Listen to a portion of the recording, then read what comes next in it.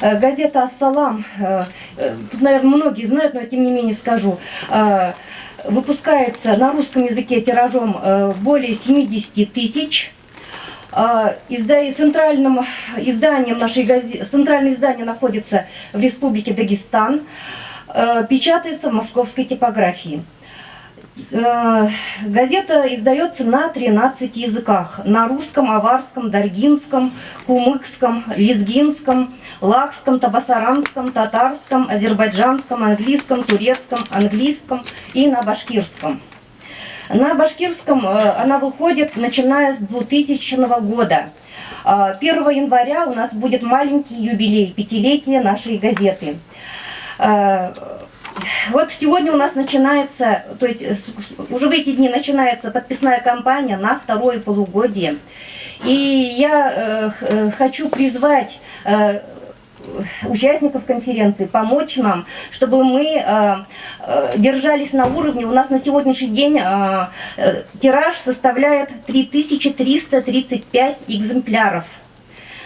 Дай Аллах, чтобы мы сохранили этот тираж, приумножили его, потому что стоимость газеты на второе полугодие всего лишь 350 рублей, но это если разделить ежемесячно, вот кто будет читать эту газету.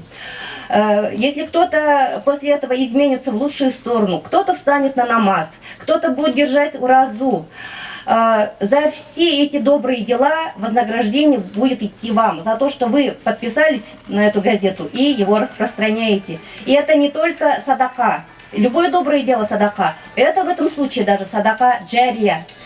Поэтому есть люди, которые понимают это и делают много-много подписок, чтобы мы распространяли малоимущим, чтобы мы им тоже помогали таким образом. Ну а теперь о главном. Наша газета «Ассалям» с самых первых номеров имеет цель рассказывать о жизни и деятельности нашего великого богослова Зайнулы Расулева. Мы опубликовали много статей о его жизни, о его творчестве, о его жизнедеятельности. Также мы публикуем материалы, касающиеся его детей, его потомства, его соратников, его последователей. У нас были опубликованы материалы про шейха Габдрахмана Расулева, про его внука Шамсуддина Хазрата, который проживал в деревне Шигаево Белорецкого района. Мне посчастливилось увидеться с правнучкой Зайнулы Расулева, Савдой Шамсуддиновной. Она рассказывала, как его отца отправили на ссылку. После этого хотели забрать и маму, и мама, прячась от властей, вынуждена была, когда за ними приезжали, оставлять маленькую Савду на кладбище, прятать ее там, а сама пряталась на болотах. Также она выходила вместе со всеми, работала в колхозе, но ее из-за того, что у него муж на ссылке, ее не кормили. Из-за этого она вынуждена была ночью собирать ягоды, чтобы менять на пропитание. Вот в таких тяжелых условиях жила семья.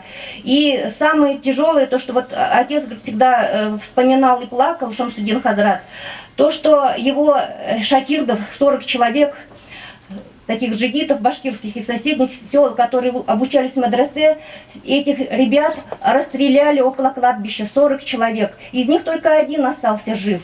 Вот такие были моменты. Вот о таких наших последователях Зайнулы Расулева мы печатаем в нашей газете статьи. Я приведу несколько фамилий, о ком мы писали, о последователях, о соратниках. Мухаммед Закир Чистови, вы знаете, шейха из Чистополя, о нем мы писали. Мы прежде чем писать статью, всегда выезжаем на эти места. Если нужно, мы работаем в архивах, встречаемся с людьми, с информантами. У нас опубликованы статьи о Габдулле Саиди, Мухаммад Анвар Хазрати, Мужавир Хазрати, Халюлле Хазрати из Баймакского района.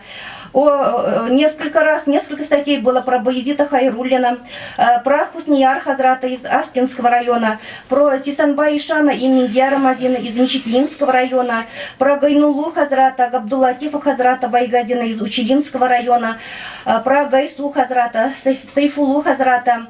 Файзуллу Хазрата Мухаммад Фатих Мансурова из Абзилиловского района, Акмалиддин Хазрата из Хайбулинского района и про Сабирьяна Хазрата Актаева. А также было несколько статей про Нуриддина Хазрата Игибаева. И вот эти... Также были обзорные статьи, например, Фаниры Гайсиной о башкирских шейхах. У нас же их было много, кроме Зайнула Расулева, еще были шейхи знаменитые. И в этой статье своей Фанира Гайсина отмечает, что только в 1870 году у Зайнулы Расулева, только первый год, когда он занимался наставничеством, было более 7000 мюридов. Поэтому представьте себе, сколько нам предстоит работать, сколько имен нам надо найти по мере возможности. И еще один момент. Когда мы начинали издавать газету, знаменитый богослов Ахмад Абдурашидов, он сам некогда тоже был редактором газеты, он сказал: вы, говорит, печатайте труды ваших местных богословов, находите и тиражируйте эти труды, печатайте. К сожалению, у нас нет доступа к этим трудам, и вот у меня сегодня просьба нашим ученым, если у них есть такая возможность, пожалуйста, помогите нам, поддержите нашу газету, мы будем печатать эти труды в нашей газете, и наши соотечественники будут знать об этих именах, и это будет большая польза для нас и для народа. Люди очень любят у нас Зайнулу Расулева, и это показывает даже те наши начинания. Вот мы проводили конкурс конкурс стихов к 190-летию Зайнулы Расулева, и люди писали прям стихи, всю биографию в стихах описывали настолько подробно. Много говорить я не буду, потому что здесь сидят люди, которые писали книги про Зайнулу Расулева, Марсель Нурулович Фаршатов, Лира Якшибаева, Аклима Сафина.